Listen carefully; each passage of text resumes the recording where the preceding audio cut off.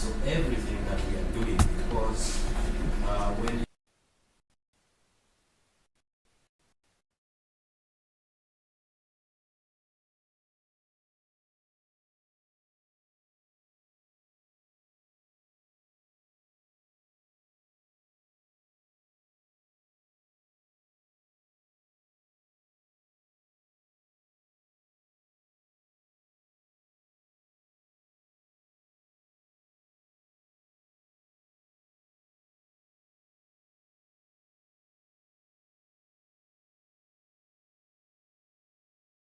our founding, which particularly was shaped by the COVID-19, because COVID-19 revealed to all of us that once we get out of the lockdown, business will not be usual, even in terms of government engagement, even in terms of civic engagement.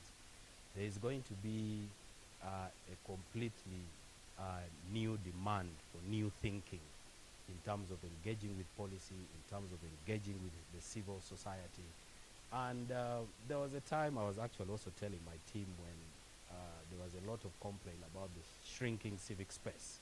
I actually said that this shrinking civic space can actually be navigated with civic innovation.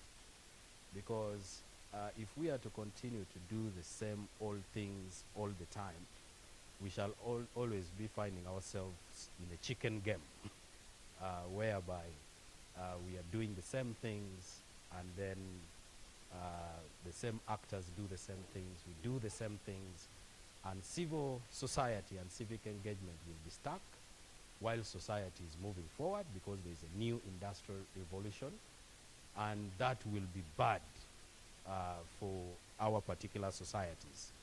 And also looking at the demography of the country. Uganda is a very young country, and the potential, there is need to harness that demography for social development of the country. Because whereas people use terminology such as youth bulge, you know, when they say youth bulge, for me usually when I hear people talk about Uganda's population demography, and say, and look at the youth and say it is a youth bulge, I always look at these birds that hover around Kampala, the marabou stock, you know them? Karoli.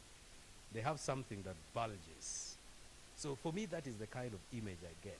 But you're saying it is a bulge, the connotation of a bulge is that it is something which is white.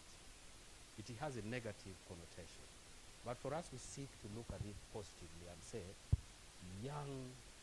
this is also young energy for the economy. This is young energy for civil society. So we shouldn't look at it as a bulge, but look at it as an opportunity. So the challenge then is, how do we harness this demography to scale up civic engagement? Because we are at a time where business will not be done as usual, and then young people are more adaptive to technology. And technology, by the way, I still always believe, and at Kampala Analytica we believe, technology is going to be the solution to our economic, political, social challenges. Even this year, today we are going to, today we started this process of hackathon. And we are also looking at the hackathon methodology and give space young energy, young talent, contribute this evolving big landscape. Already at Kampala Analytica, going to engage this particular action. And then for us, we say, as Kampala Analytica, we are even thinking about how under 20 action hackathon. So we are actually looking at this particular, while we are 3 days, we are also have a rapporteur who is behind there, very attentive benchmark on hackathon as methodology for various engagements. Because when you landscape, you find that comes to conversation around economic, political engagement, find a lot of, and you know the dangers to development. You know the dangers of all these facets lives. That is why we are thinking that we also need to benchmark on this one, then it will form all. I don't have a lot to say today. I don't even want to preempt the keynote address that we are going to have today. But allow me thank Start Hub for allowing to host us here. Start Hub is especially the director, Matthias Mobius, has been with Kampala Analytica from its founding journey. In fact, when you look at our website, the very first conversation Kampala Analytica did on AI, Matthias Mobius was a panelist. So that is why Start Hub will always be our partner that is close to our hearts, and they will always be there to work with us in this journey. And more especially that we also think alike. Otherwise, I want to welcome all of you, appreciate all your efforts up to today, and I wish you very fruitful engagements across the next 3 days. And I hope this particular hackathon will achieve its objectives of addressing very critical areas that we found that are part of our project, which is localizing artificial intelligence solutions, but also directly responding to the findings that we got from our baseline survey. I want to welcome you and thank all of you, and Happy New Year once again. Thank you.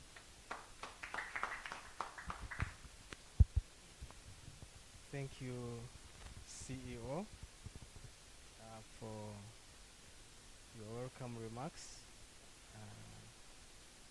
After big men have talked, you don't add too much. So allow me at this juncture to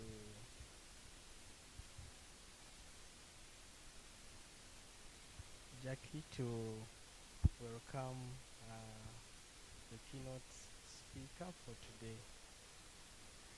Yeah.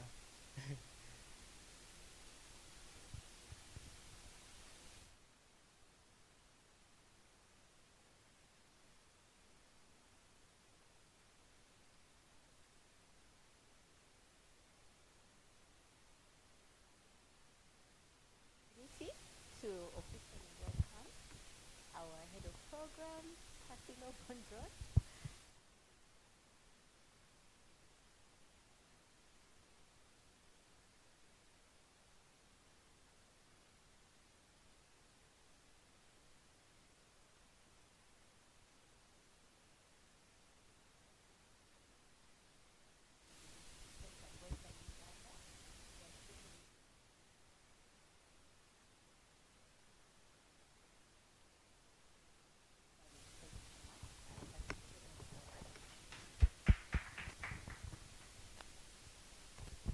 Yes, thank you, Jackie, and thank you, Christopher.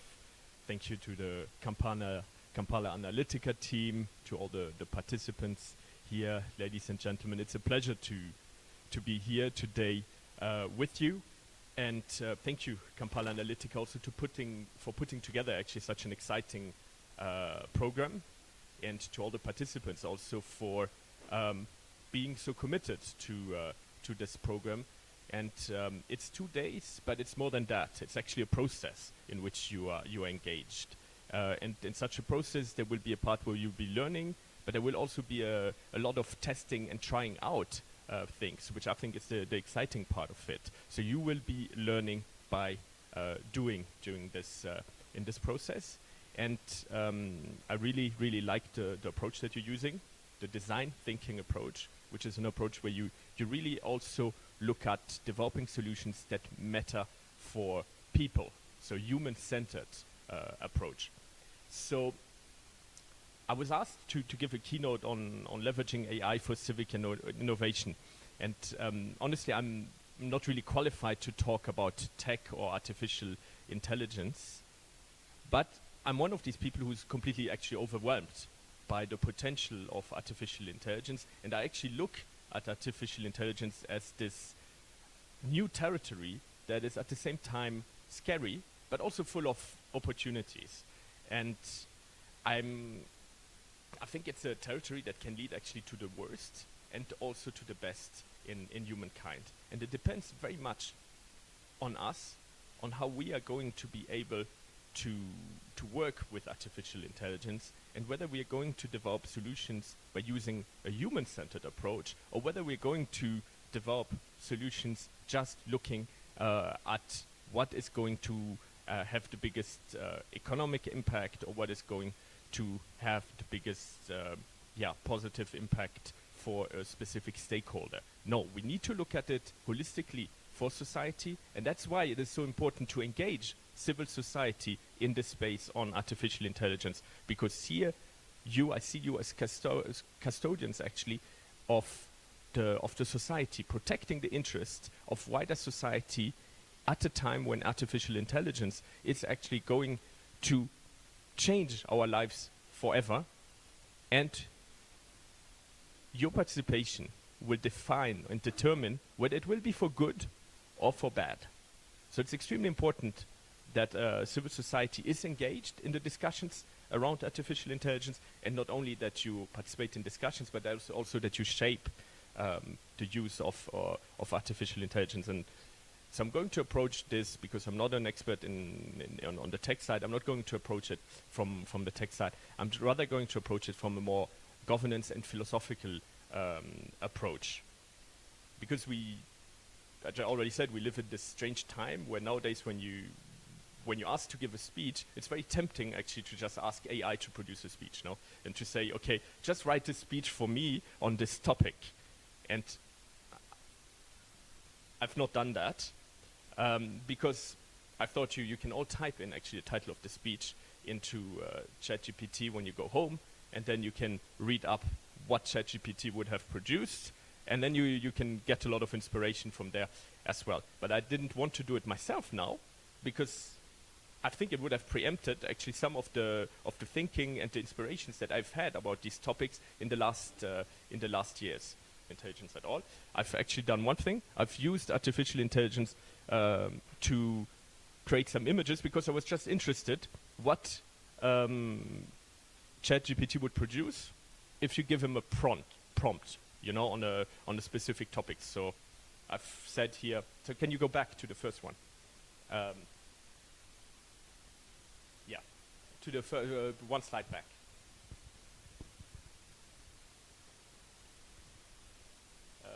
This one. Yeah. So, as I said, we live at this strange time when you write a poem nowadays. You have to say that you wrote it yourself. And I fear actually that in a few years, we will not be saying, oh, I wrote this poem for you. I just said, I wrote this poem, but I wrote a prompt. So we will also actually we'll not be writing anymore, we'll be writing prompts. And so I've just decided to give you a first prompt here, which was comparing artificial intelligence to a wild horse. So wild horse that you need to tame. And that's what it came up with. And you can really see this idea of, a horse but jumping over a road. So artificial intelligence being seen as something that is modern, full of lights. But in itself, this image doesn't make a lot of sense. It doesn't speak a lot about artificial intelligence. But it brings together some emotions that we directly attribute to artificial intelligence. The modernity of it, the power also that you can see in this animal. But for me, I chose this image just because I have the impression that we are already sitting on this wild horse of artificial intelligence. Whether we like it or not, we need to learn to ride this horse. We need to learn to tame artificial intelligence. If you think that it doesn't matter to you, it actually still matters to you, because artificial intelligence is everywhere. Obviously on your smartphone, on internet, But even if you don't use internet, someone will use data about you. Obviously, sometimes it is used also for surveillance purposes. So all of this, ignoring artificial intelligence, is not an option anymore. So we just actually have to learn how to tame this wild horse, and even more so in a context where data protection is actually not fully there. You have to be very, very how you say? I think Lucy, you'd be able to say a few words on the importance of protecting data. But here it's real. The risk that your data is being used for surveillance or for manipulation is real. It is there everywhere. It's even there in the United States. And I'm going to come back to it in a few minutes. So what does it mean actually to tame AI?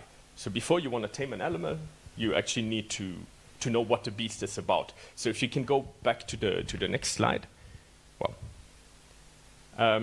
this is a definition of artificial intelligence. There's many other definitions, but this one is rather easy to understand. It says that AI involves programming computer systems to understand, learn, and apply knowledge in ways that mimic human intelligence, but without direct human intervention. So that's, I think, the first point. You know, it mimics our intelligence, but we don't really intervene. We intervene at the programming stage. And I think that's very important, because when you intervene at the programming stage, you're actually defining the criteria and the data that is going to be used by the system. So what is very important is here, the input that you're going to put into the system is going to be highly relevant for the outcome that you're going to have. And here it defines different types of artificial intelligence. But I think in this crowd you've all heard about it: machine learning, deep learning, and now also neural networks. I must say these are, let's say, different ways in which artificial intelligence function, and I think also the level of complexity and the capacity of artificial intelligence to actually function by itself will keep on increasing. And what they all have in common is that they are powered by data, and that is our data. So, ladies and gentlemen, I think it's fair to say that data is the new gold of our generation. You can mine data, you can refine data, and you can buy and sell data. So if you look now at the most valuable companies in the world, they're not selling gold. They're all in the business of data, no? If you look, what is the biggest company right now? I think it's Apple, Microsoft, Nvidia, Meta. They all basically are in the business of gathering data, using that data to sell products, and that is how they make money in the billions. The richest people in the world nowadays, they are Mark Zuckerberg, Elon Musk, and they sit on an empire. They don't sit on an empire of gold, on a pile of gold. They sit on a pile of data nowadays. So together, the largest companies that I've just mentioned, they have actually a fortune or let's say a capitalization that is comparable to the GDP of the European Union, if you take the Magnificent Seven, the largest companies. So that is the value of data.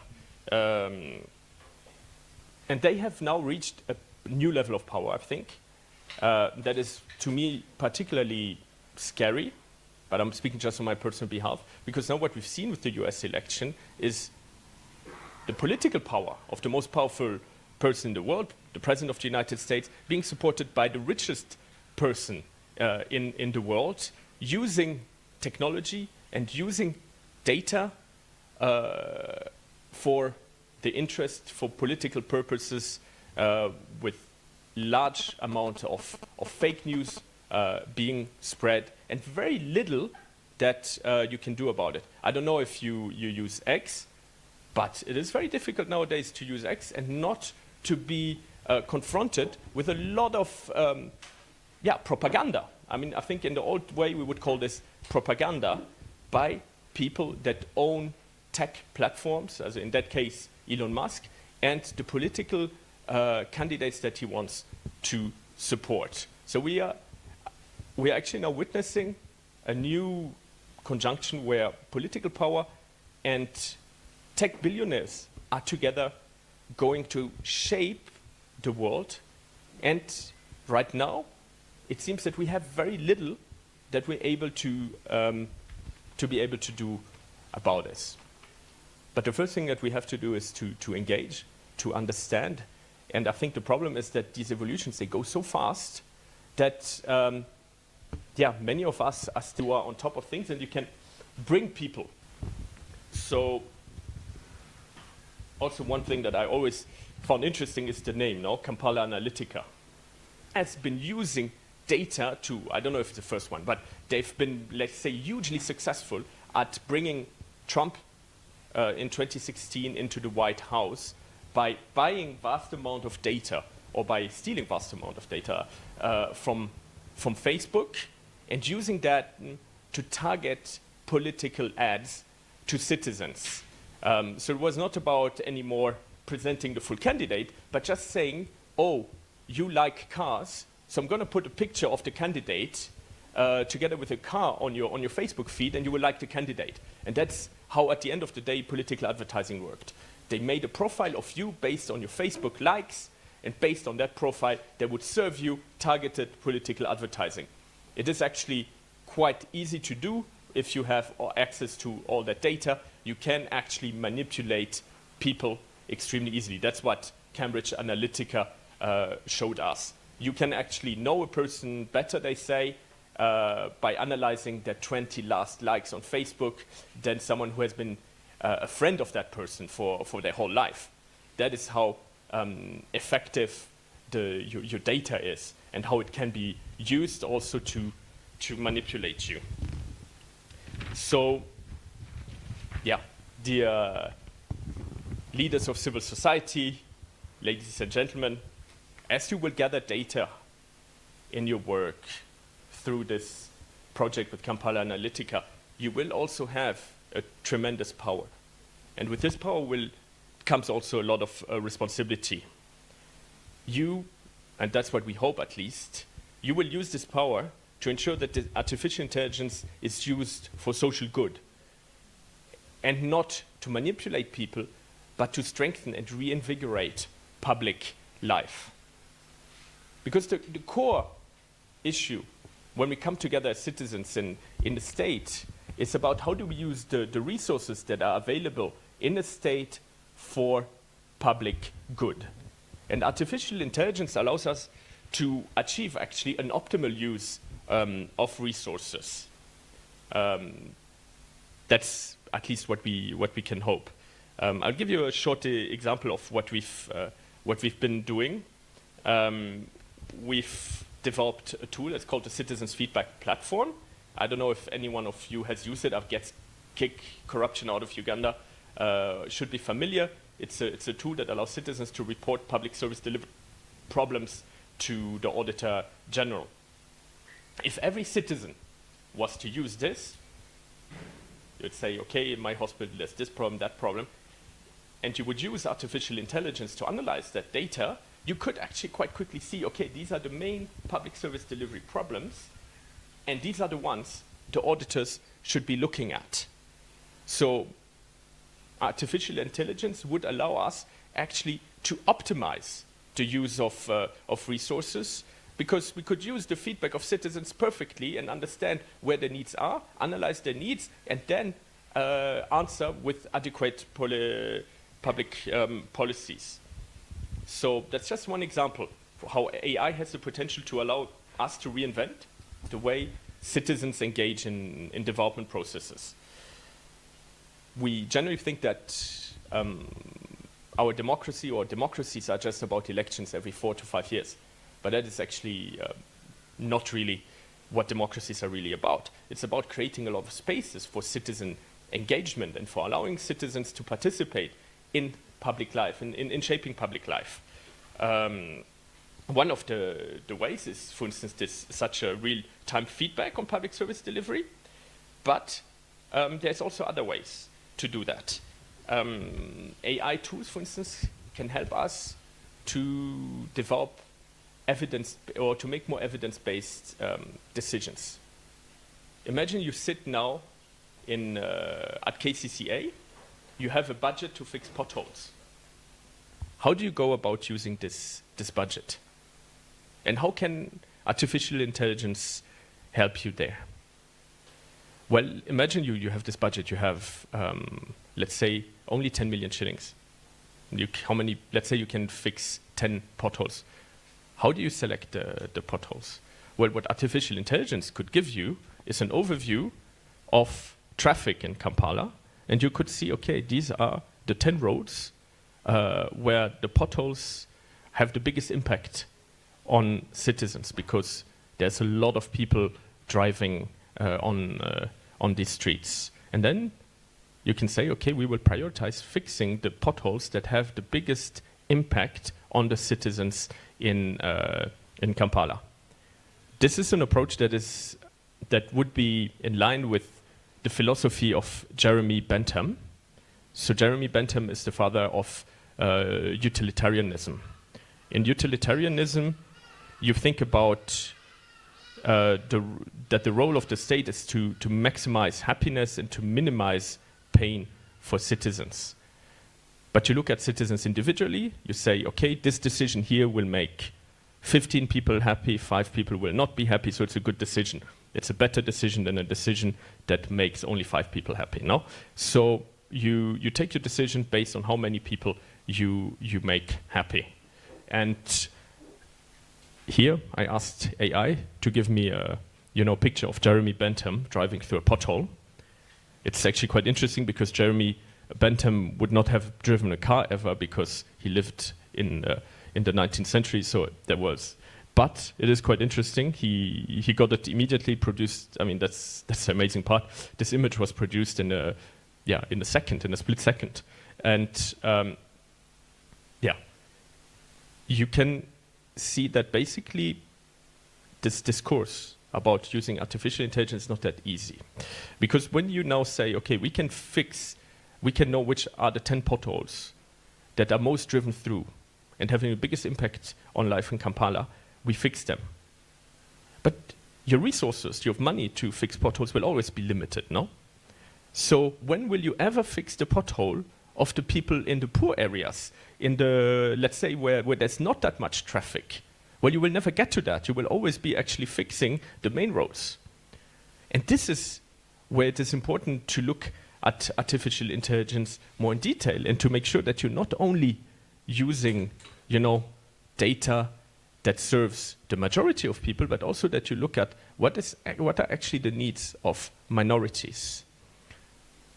And this is very much linked to the reason why we have this program, localizing artificial intelligence. Because what we see is that most artificial intelligence systems, they work with data that come from Western nations, and they will produce results that are very much focusing on the experiences and the needs of people in Western nations. But what about people here in Uganda? Can you go 2 slides ahead? No, one more? So this is when you ask artificial intelligence to produce a photo or pictures of a sailor, a politician, and a nurse. Obviously, it's a man. The politician is a man, the nurse is a woman.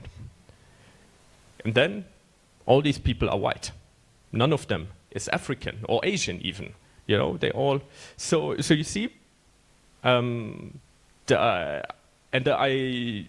would hope that this is neutral. Maybe if you do it on your laptop, maybe they would produce, because they know that you're Ugandan, they would produce different results. But these are the results that I'm getting here. So, there is a real risk that biases are being reinforced by artificial intelligence when the training data that is used to teach artificial intelligence to function is just collected from a specific group. So it's important that you use a diverse set of data, and maybe you would get then different different results. Let's go back to the slide before, please. Can we? That's the streetlights in Kampala. I want to make a short point on why disaggregating data can be useful. So I asked AI to produce an image of a street in rural Uganda at night. You can see the street and you would feel, okay, would you like to walk around there? Well, if you are a trained military man, you probably wouldn't fear that street, but maybe as a child or as a woman, you might be scared to walk around in that street. So what does it have to do with disaggregating data? Well, if we would look at violent crime here in Uganda, and we would try to find a solution to protect women from violence, we would need, an idea of where does actually violence against women happen in a town, and then you could actually decide, okay, we will light up streets where women are most affected by crime, and then you can make a sound, and you will probably come to a conclusion like, oh, many women, they come home from that bus stop, because it's known that women drive less than men. No, that's a fact here in Uganda. So many use public transport. They would come from a bus stop and they would walk home, and you would generally tend to use these streets. So it should be a priority if you want to address the problem of violent crime against women, to light up the specific streets between where the people reside and the bus stop. That would be a way in which you could use disaggregated data to make a decision where you protect the interest of a specific group that might be more at risk than another group. And you can do this obviously for many other situations.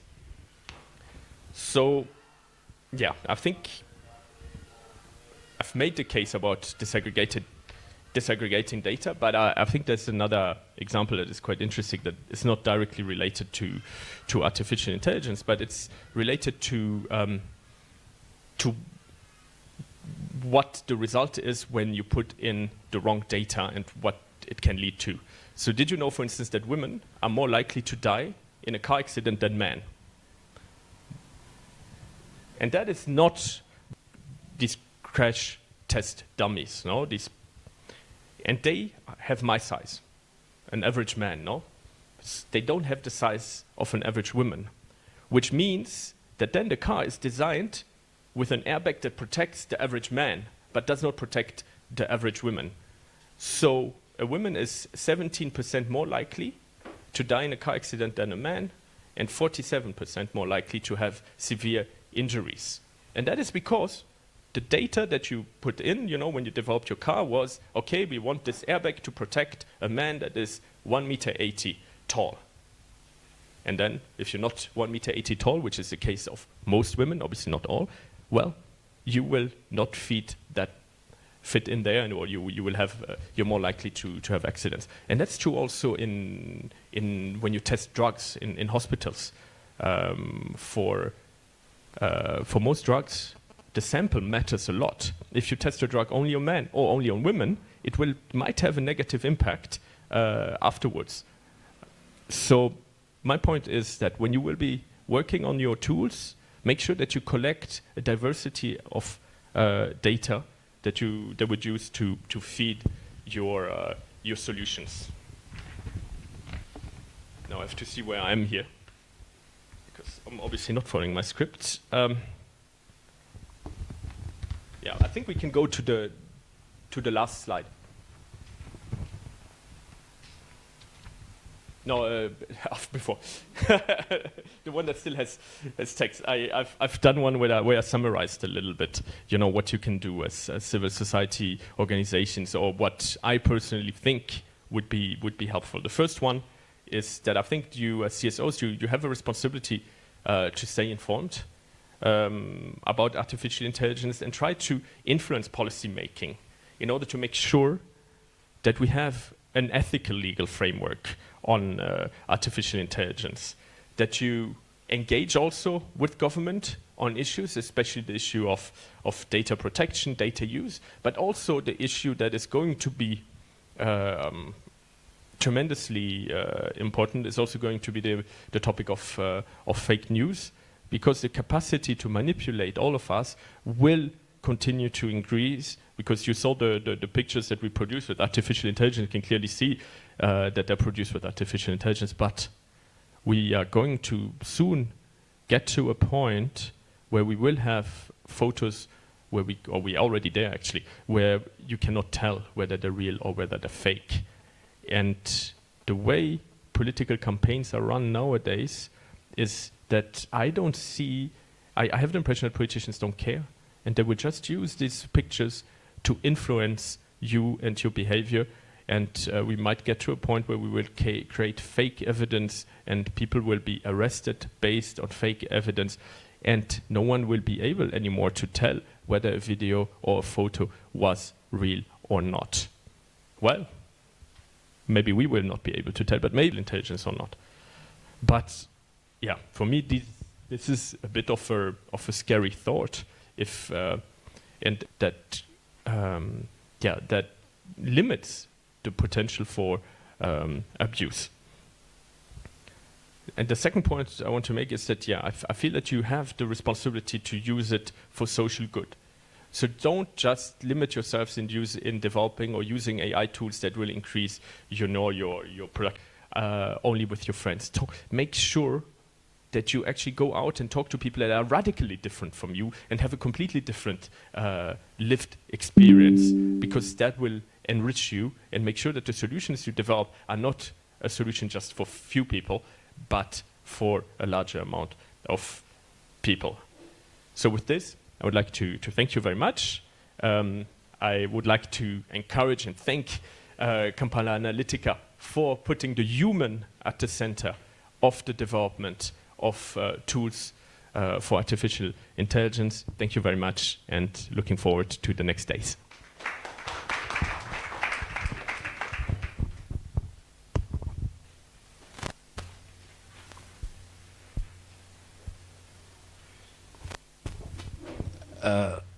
Let me thank you so much for the insightful keynote address.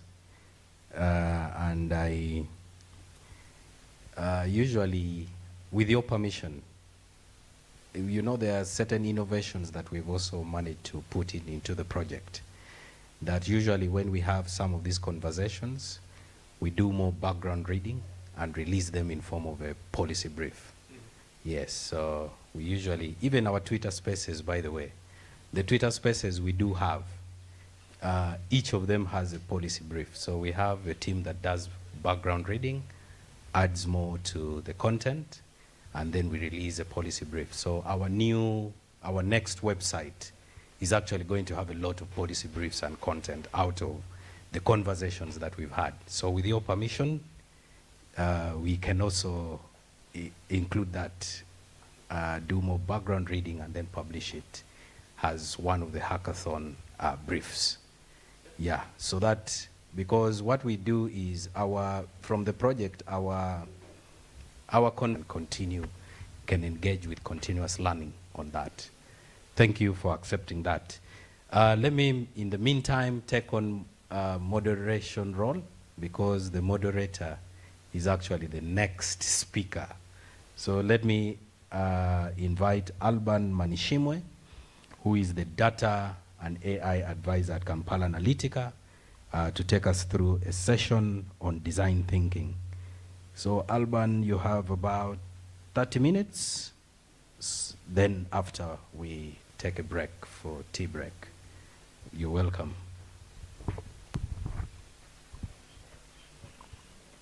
Thank you. I don't think we are going to it's going to be a different kind of session. I don't have even slides. So we are going to have an interactive session. And how many like exams? How many of you like exams? Exams? Yeah, exams. No one. But before I begin my session, I'm going to give you an exam. No, don't worry, it's not an exam. But if I have very few papers, I don't know whether they will be enough for all of us. No, if and any other paper can work. By the way, you can even pluck from your you don't need. Can even pluck from your notebook. Just make sure you have a paper.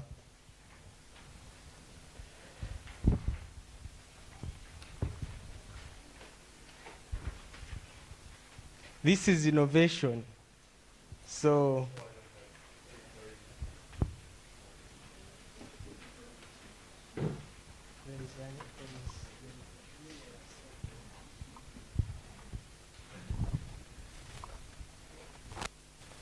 don't hold your paper like this. You get it, you let me know.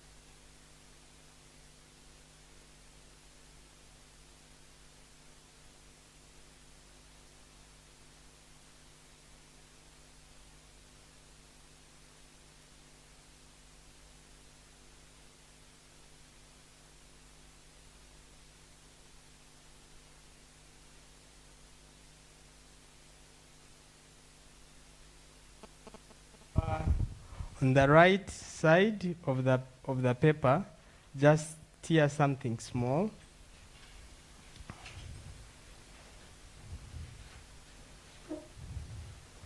Also tear in the center.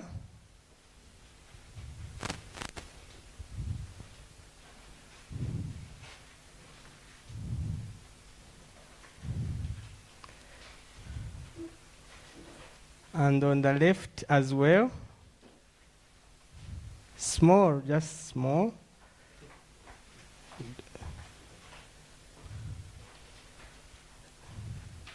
So we are not tearing like the paper into two, we are just tearing some parts of the paper. Fold it again. In the center, yeah, anywhere on the paper.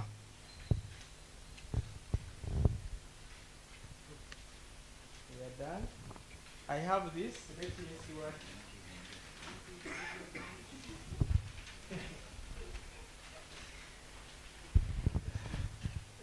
Show us what you guys have.